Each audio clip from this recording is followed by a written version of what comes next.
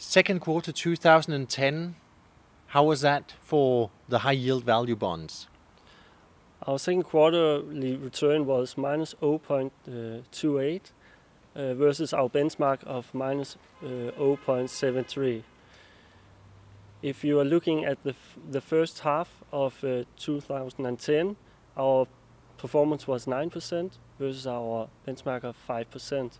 So you could say that we outperformed our benchmark very well, and we have kept our position as first in class in Europe.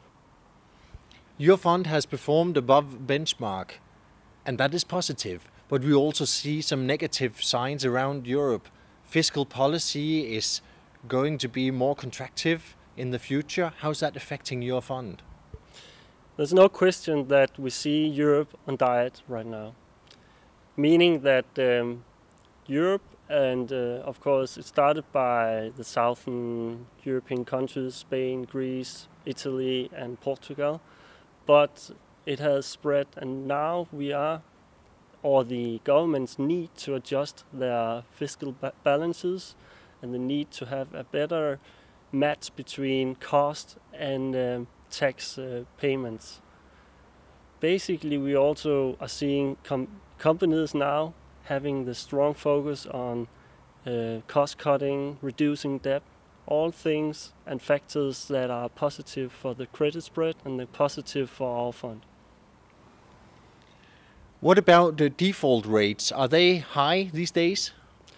You should think that as the clouds, as you say, are above Europe and South European countries, you should expect the default might increase. But actually, the things that are in focus in the corporate management's office is debt reduction and reducing the costs.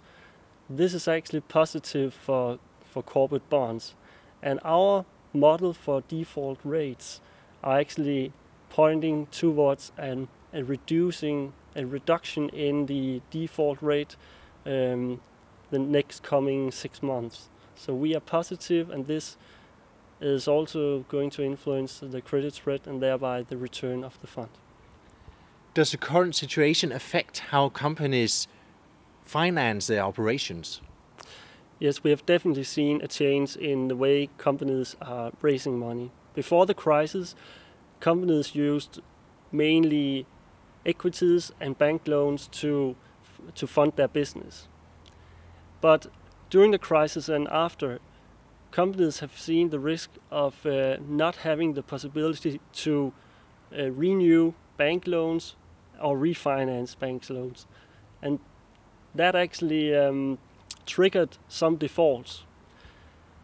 The way companies today are financing themselves is to use the third leg, namely corporate bonds, which is actually the universe we are investing in. So of course our universe is increasing, and it's positive for the asset class as such. With more bonds being issued by companies, is it still possible to find bonds that fit in your portfolio? It's of course nice to see that our investment universe is growing, but it's still very important to stress that our investment value process haven't changed. We still focus on strong balance sheets and very restrictive bond documentation, and we are 100% bottom up and focusing on value companies. Do you have an interesting recent case on a high yield value bond? Yes, we have Sevan. Sevan has actually been part of our fund for almost 3 years, but it really stresses out the importance of a strong bond documentation.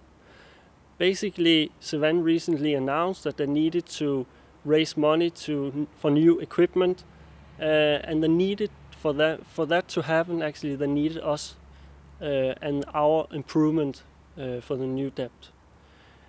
The new terms of our bond documentation meant that we would have an increase in coupons by 4.5%, and our bonds will mature at 105 instead of 100. this is very positive for our bonds and our investors. If we look at the future, the coming months for high-yield value bonds, how does the future look? With the current yield of 11.5% and an average price of 87, we think that the portfolio looks very attractive. At the same time, we have to remember that what governments do and what corporations do at the moment is also positive for corporate bonds as such. And I really urge the investors and to have a look at this asset class because of the risk and return profile, which is very attractive.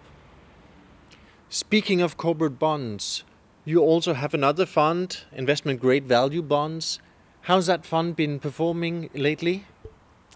It has been performing very well the last quarter and half year. And the reason for this is our overexposure to financials, where we have invested in large European banks. And if you look at the fundamentals in these banks, they are actually much better capitalized than they have been previously in a number of years. So we are still focusing on that sector because we still think that there's value for investors in investing in bank capital.